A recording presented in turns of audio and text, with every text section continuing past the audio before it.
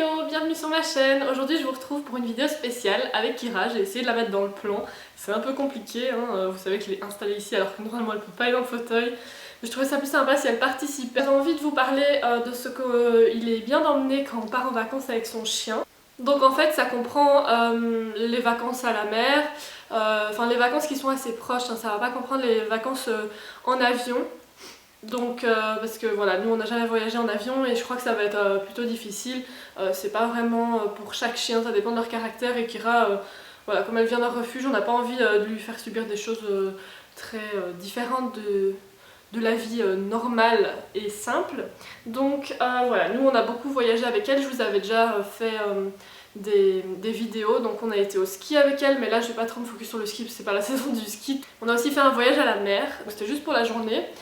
Et on a emmené un autre chien aussi et c'était organisé par au cours de dressage. Donc ils avaient organisé une journée où on pouvait aller sur la plage ce jour-là, mais c'était pas une saison, une autre saison où les gens font bronzer. Enfin voilà, je vous avais tous filmé, donc tout expliqué j'imagine. Donc voilà, je vous mettrai le lien. Voilà, je vous avais pas expliqué ce qu'on avait tout emmené et au fur et à mesure qu'on a Kira, on découvre des choses vraiment utiles à avoir. J'ai fait une petite liste pour rien oublier, je vais vous montrer si j'ai tout ici. C'est bien pour les gens qui savent pas quoi emmener du tout et qui ont envie vraiment d'une base, ou bien pour ceux qui veulent vraiment vérifier qu'ils oublient rien et s'il n'y a pas des petits accessoires qui sont sympathiques à emmener. Donc d'abord avec les bases, ensuite avec les petits plus et puis vraiment les explications, quelques petits tips à savoir pour qu'on l'emmène en général, non pas au niveau des objets. Évidemment on emmène une laisse normale, c'est une laisse normale pour moi parce que on peut l'attacher du coup près de nous, hein, pour que s'il y a un autre chien elle part pas en courant. Donc c'est bien pour l'attacher aux chaises en terrasse, etc. C'est vraiment utile. Contrairement aux autres, j'utilise vraiment celle-là tous les jours parce que je trouve que c'est plus chouette pour elle. Elle peut aller très loin, je crois que c'est à 8 mètres, donc c'est pas mal. Et elle est plus libre. Voilà, c'est bien d'emmener les deux, comme ça sur la plage, même si vous n'osez pas la lâcher, vous pouvez tout de même la laisser aller à 8 mètres. Au début je pensais pas que ça existait pour les grands chiens, je croyais que c'était que pour les petits bichons. Mais étonnamment, moi j'adore. Plein de gens n'aiment pas parce que c'est quand même, on a moins de prise sur elle s'il y a un autre chien et qu'on doit la tenir. Mais moi j'arrive à gérer et je trouve qu'elle est plus contente avec ça, donc je l'utilise plus souvent. Évidemment on emmène des sacs à caca même si on est sur la plage. Franchement il y a plein de gens qui promènent leur chien et qui ramassent pas, ou bien qui ramassent et qui laissent leur sac à caca sur la route. Ça je ne comprends pas, parce que autant laisser le caca, parce que en fait ça fait que de mettre du plastique inutile dans les rues. Enfin avec la pluie ça partira pas. On emmène ses croquettes évidemment parce qu'il faudra bien la nourrir, mais aussi des friandises pour quand on a besoin qu'elle fasse quelque chose qu'elle ne veut pas, ou bien lui faire plaisir, la récompenser quand elle revient vers nous, etc. On n'oublie pas des bols pour mettre l'eau, ou bien pour les croquettes. Mais j'ai une autre astuce pour l'eau juste après. On emmène un petit jouet, comme ça elle s'occupe. Maintenant les petits plus, gourde. Donc Kira elle aime pas trop, mais de temps en temps quand elle a vraiment soif, elle l'utilise. Donc c'est vraiment hyper bien réfléchi. On a un autre chien qui adore ça, donc en fait c'est une gourde que vous remplissez, vous la tenez, il y a un fil, vous pouvez la tenir comme ça, l'accrocher à votre sac. Et du coup vous la retournez et l'eau coule et elle peut boire dans le petit récipient qui est ici. Il y a des chiens qui adorent boire quand l'eau coule. Sinon on prend toujours un petit bol, un petit tupperware et on verse là-dedans. Sinon c'est vraiment bien pensé. C'est dommage que Kira ne soit pas si fan que nous. Alors évidemment on emmène un essuie parce que après pour la ramener dans la voiture c'est compliqué. Du coup on a trouvé nous un essuie qui est plutôt sympa. C'est un essuie, je sais pas comment on appelle ça, mais c'est une matière qui sèche beaucoup plus rapidement. Donc ça permet de mieux lui essorer les pattes, etc. Donc on utilise ça nous quand elle revient de promenade et qu'il a plu, qu'elle a les pattes mouillées. On emmène aussi un petit tapis, donc c'est sympa pour quand elle est dans la voiture, déjà ça salit un petit peu moins. Donc quand je dis un petit tapis, c'est vraiment un tapis pour chien, un petit matelas, enfin voilà. Et elle se met là-dessus, c'est mieux parce qu'elle reconnaît son odeur et que c'est là qu'elle doit se mettre. Ou bien même si on va quelque part on peut l'emmener, mais ça dépend, hein. Si vous allez dans un hôtel ou quoi, évidemment c'est mieux qu'elle dorme là-dessus et pas sur le sol directement. Enfin ça dépend de votre chien, ce qu'il préfère.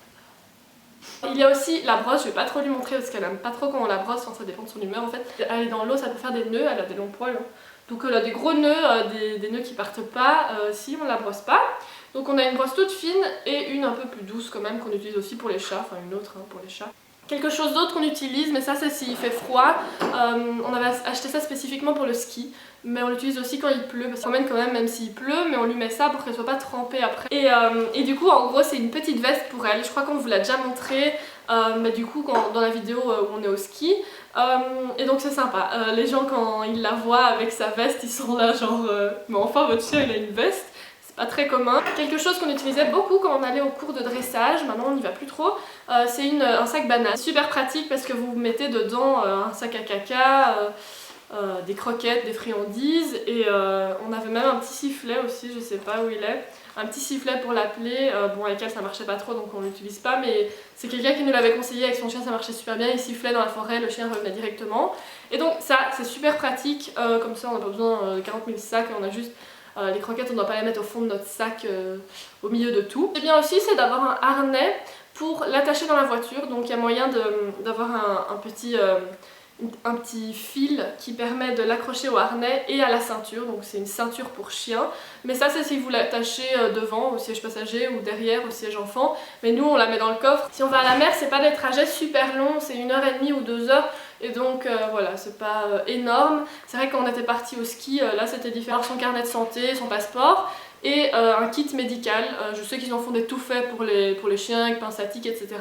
Nous on a plusieurs types de pinces à tique. Une c'est vraiment quelque chose où vous... Enfin voilà, vous le placez et vous tournez tout bêtement. Nous on n'aime pas trop celui-là parce qu'avec ses poils c'est compliqué de faire des ronds.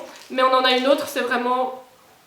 Ça tient la tique et puis là on tourne un peu, mais c'est vraiment... ça l'accroche avec une pointe pour éviter les tiques évidemment. On prend des produits anti-tiques ou un collier, donc je vais vous montrer que Kira, là elle est occupée à boire, mais elle a un collier spécial anti-tique, donc ça coûte quand même je crois 50 €, un truc du style. Cette fois-ci on l'a à peine mis qu'elle avait déjà un tic, donc j'ai pas trop compris pourquoi, mais voilà, nous on arrive à bien gérer, à bien retirer, et puis on montre au vétérinaire si on a un doute sur ce qui reste, mais il nous a dit que même s'il restait la tête, ça s'était éliminé tout seul, c'est pas comme chez les humains.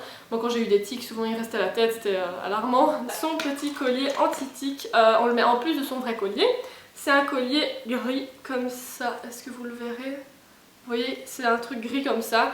Normalement pour les humains c'est pas très bien de le toucher. C'est bien d'avoir du désinfectant parce que nous, Kira quand on l'avait emmenée, c'était au ski. Elle avait été mordue par un autre chien, enfin je vous avais raconté, hein, c'était à la pompe à essence. Au final ça s'est bien fini et voilà, on a mis du désinfectant, on a déjà pu régler le temps du trajet. Mais voilà, c'était pas quelque chose de super grave, hein, vous verrez, on la voit dans la voiture, elle est encore calme après ça.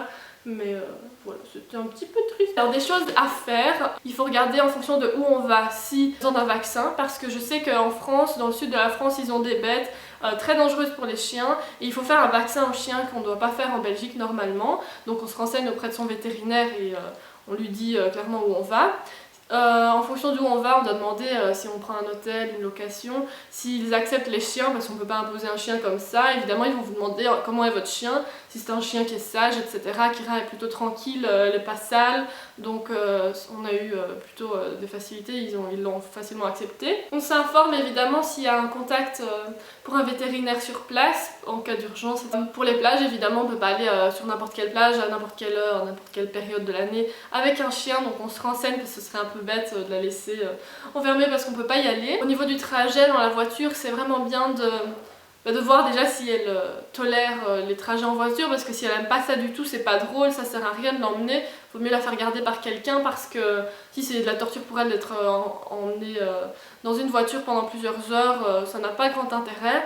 Mais nous, Kira, ça la dérange pas, elle vit ça comme si elle était dans son salon. On fait une bonne place dans le coffre, on essaye de voir s'il y a la place pour elle. Faut qu'elle soit quand même à l'aise, qu'elle puisse bouger, se tourner, pas juste être couchée. Voilà, mais après il y en a qui aiment bien mettre leur chien dans une sorte de cage comme pour les chats. Moi je suis pas trop pour ça pendant des heures. Beaucoup de pauses pendant le trajet, c'est important pour elle de pouvoir bouger, faire son petit pipi, etc. Et on laisse un minimum de fenêtres ouvertes quand c'est possible, pour qu'elle puisse respirer et que nous, ça ne sente pas totalement le chien dans la voiture. Moi je suis allergique aux chiens, donc chaque fois que je la touche je dois me laver les mains. mais sinon à part ça je gère mon allergie au fur et à mesure des années. J'ai appris avec les chats tout d'abord et puis les chiens. J'ai un peu parcouru tout ce que je voulais dire. J'ai sûrement oublié quelques petites choses ou bien il y aura quelques petites nouveautés que j'aurai au fur et à mesure du temps, mais tout ça je vous montre toujours sur Instagram, hein, pour voir Kira encore c'est sur mon Instagram. J'ai fait le tour, mais si je manque quelque chose, voilà, n'hésitez pas à partager vous aussi ce que vous avez comme petites astuces quand vous voyagez avec votre chien. Kira elle a même pas attendu la fin de la vidéo. Ce que vous emmenez, ce que vous conseillez, etc. entre vous. Et voilà, donc j'espère que cette vidéo vous aura aidé. Kira elle a vraiment mis ses poils partout en ce moment, elle les perd, un truc de fou. C'est tout pour cette fois, donc n'hésitez pas à vous abonner, à aller voir mes autres vidéos avec mon chien. Je vous dis à la prochaine.